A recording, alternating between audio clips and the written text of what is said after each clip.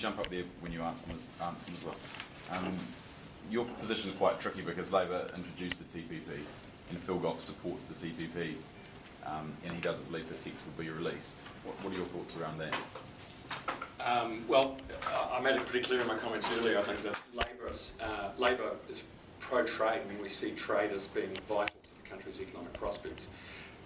And there's no doubt that in the TPPA negotiations, on the positive side, there's the promise, the suggested promise of great benefits for New Zealand in terms of market access. But as with all negotiations, there is a plus side and a minus side. And on the TPPA, there are huge potential risks for things that we hold dear in this country.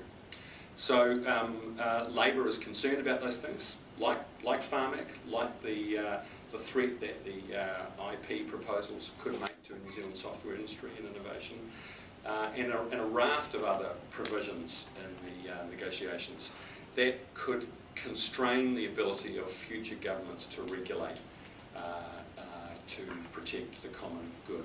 So now we have to weigh up those things, and the New Zealand government will finally have to make a decision about whether to support that and whether it's in New Zealand's best interests.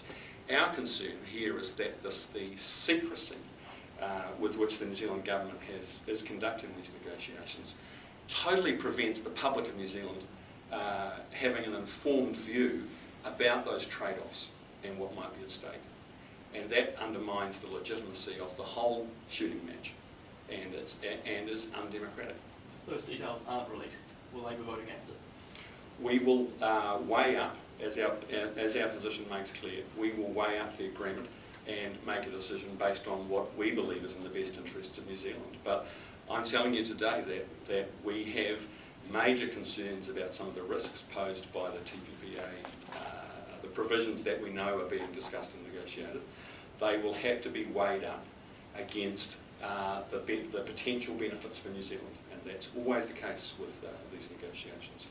But given the secrecy that's involved here, it's impossible for the public to know, let alone opposition political parties. Who would know, except when a draft text is leaked? Do you think the public understand, I guess, the risks that you say there are around it? Do ordinary members of the public understand what's going on? Well, I do actually think that ordinary New Zealanders share the general perspective that I've tried to outline to you now. People understand that as a small trading nation, our economic future is dependent on how successfully we can sell the things that we make in this country on global markets. I think New Zealanders understand that. But we also, I think people are also fearful that there, on the downside, there are provisions in these negotiations that could pose a risk to things that we hold dear. And the New Zealand public deserves to be given the respect and taken seriously enough to have that information shared with them. And other countries, other governments, other negotiators are providing far more substantive and detailed briefings to sector groups, to interest groups and their publics. Why can't the New Zealand government, the national government, do the same? What other governments have been doing that? A number of other negotiators have been talking, providing briefings. I'm not going to name names, but many of the negotiators have been far more open than our government on the progress of the negotiations. During the negotiations of the China FTA that the Labor government got through, why wasn't that released? Why wasn't a draft text of that released? Well, I think you'll find that when the China FTA was being negotiated, there was an extensive program of interaction and briefings with sector groups and the wider community. It was a far more transparent process. And as a result, I think the public was in a much better position to understand the kind of trade-offs that were being made and the weighing up of pros and cons. So the China FTA actually is a fantastic example, I think, of a much better way to do it. It may not be perfect, and there may be things that we can do to generally increase the level of public access and transparency in trade negotiations. Is there consensus within the Labor caucus on this position? I've expressed to you today the Labor position. How come Phil's not here? Phil Goff. Phil is here. Phil Goff, though. Phil couldn't make today, he had a prior commitment, but I'm here representing the Labor Party. Do you buy the Minister's explanations and reassurances essentially on the fact that he's not selling off New Zealand's sovereignty and Farmac's going to be fine? Do you buy those? Labor's view is that the government and the minister are taking unacceptable risks, and they are not adequately briefing New Zealanders and telling them what's going on in these negotiations, and we think that is unacceptable. Do you think that the deal... Sarah, I feel like this should be this opportunity should be shared with my parliamentary colleagues. Yeah. So I'm going to give my colleagues a chance to. You had a follow-up question. Do you want to put that to parties, or are there other questions in the room? The date that's needs to be signed is this Sunday, is the date that they've kind of been aiming for. So just for clarification, ministers are up this weekend from the 7th to the 10th, and they're pushing officials to be drafting the text. So do you guys think it will go through this weekend, or in Singapore? I mean, if it goes through this weekend, it will be a disastrous agreement, because the only way it can get through this weekend is if basically everyone gives in to the United States. So that means that we have to basically compromise dramatically on Farmac, intellectual property, investor state, the whole lot. So, I mean, if this agreement goes ahead this weekend, it will be a catastrophe for those involved, because there's no other way to get it through.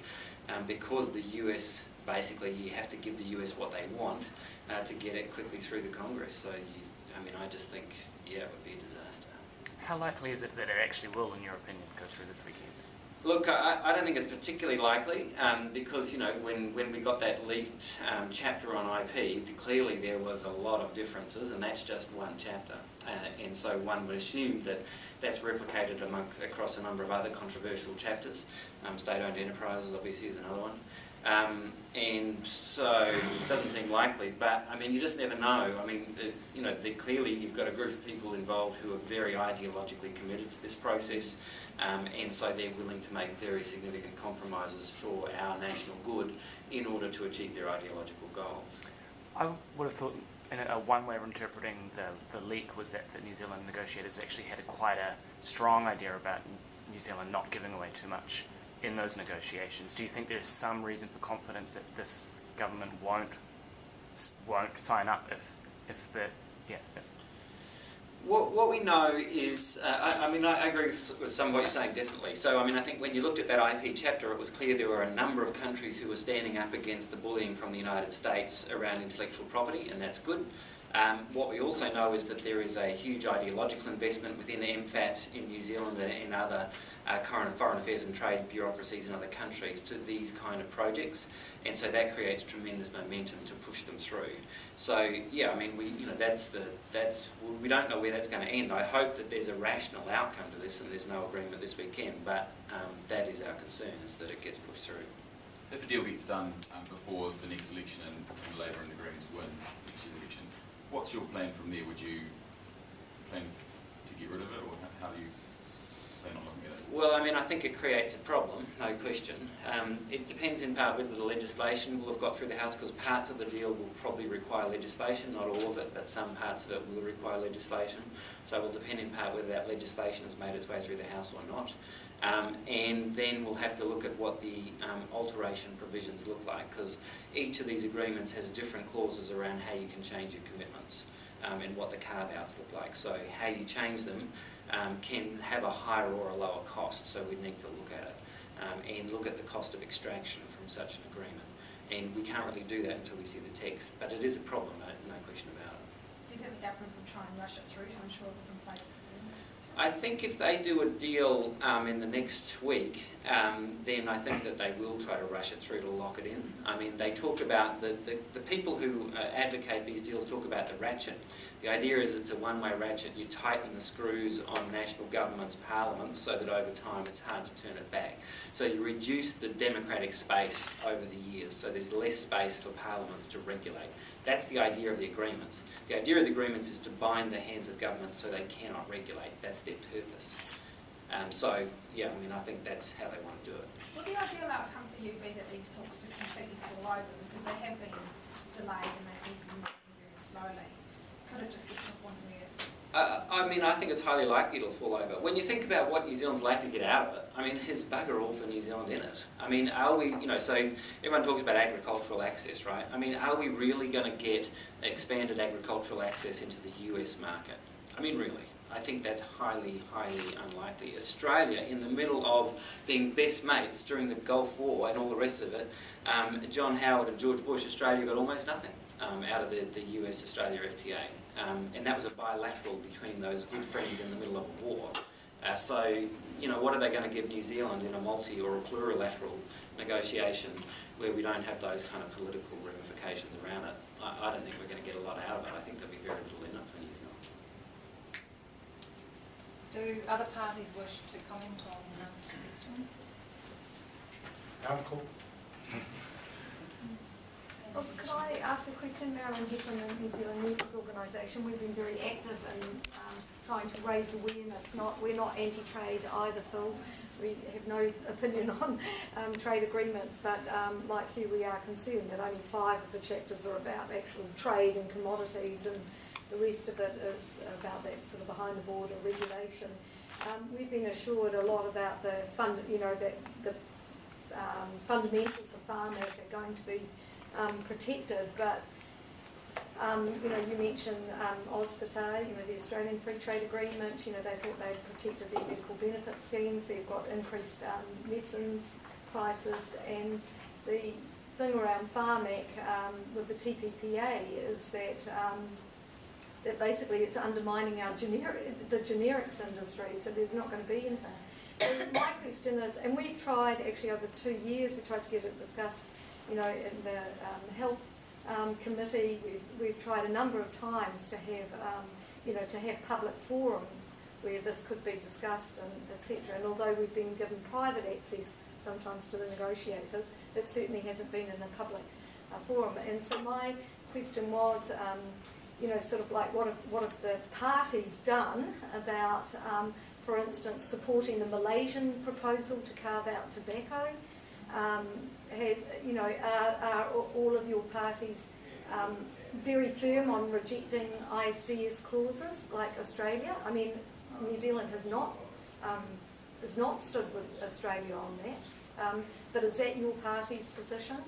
And thirdly, will you reject the patent extensions, which are not only going to increase the cost of medicines, but also, impose new patents on things like medical techniques and therapies and things like that? Okay, so you've got a number of questions in there. Do you support carve-outs of particular things? Just a comment on, not just about the Malaysian issue, but about some of the IP issues. I think what we're facing here is a deal that we haven't seen the preamble to, we haven't seen the other clauses are going to be added to. So rather than just worry about this one, or even some of the clauses that have been suggested here, I think what everybody here is saying is we want transparency. We all want to know what the hell is going on. At that time, we can all make rational decisions as to how we're going to move forward, and either supporting it like Phil wants to do over here, or not supporting it like some of us might not want to do in the future. But importantly, I don't think we should get caught up in just looking at specific clauses, but maintain a common view that the TPPA is a secret that is being done, is a deal that is being done in secret, without the knowledge or the consent, not only of the New Zealand people, but the New Zealand people's representatives as they are seated here at this table. And because of that, we are opposed to the TPPA in its current form.